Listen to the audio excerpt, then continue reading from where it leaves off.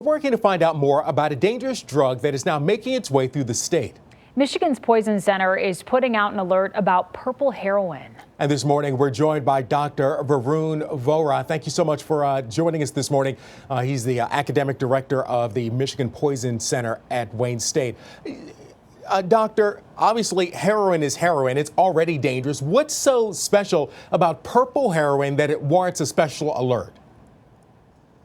Yeah, so purple heroin, essentially, it's a mixture of chemicals, what we're seeing right now, and it looks like a purple rock. And it can include multiple types of chemicals in it, heroin, other synthetic opioids like fentanyl as well, and a compound called bromphene, which is kind of new on the radar in terms of synthetic opioids. It's kind of a newcomer to the scene. It has no approved medical use, but we've already seen 3 to 4 overdoses linked, in the Upper Peninsula area, with one death actually, where bromphene and fentanyl have both been implicated. We don't know much about this product. It's, in scientific literature, it's only been around for a couple of years, and cases are increasing, including deaths in other states. So last year there were only 4 reported cases, and now this year alone we've already seen up to 7 deaths and 10 cases. So it's something that it's definitely on our radar.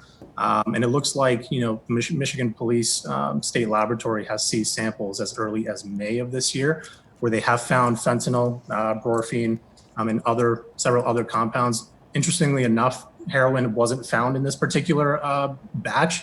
However, that's not to say that heroin wouldn't be in other batches. Yeah, I have to ask really quickly about the term purple heroin. Is it purple in color? It is. It is purple in color. Okay, and I want to ask you about the recent overdose deaths that you mentioned, or overdose cases, I should say. To what extent does that cause a lot of alarm for you? It does. I mean, especially something that we haven't heard much about, especially with this particular compound in bromphene. It was implicated by the medical examiner's office up in Van Buren County regarding that specific death. The details we don't have specifically yet of that specific death. But it is, like you mentioned, it is a purple rock. We don't know why that is, though. We don't know why it's colored purple, whether it's purple before it enters the state, or if local dealers are adding that color.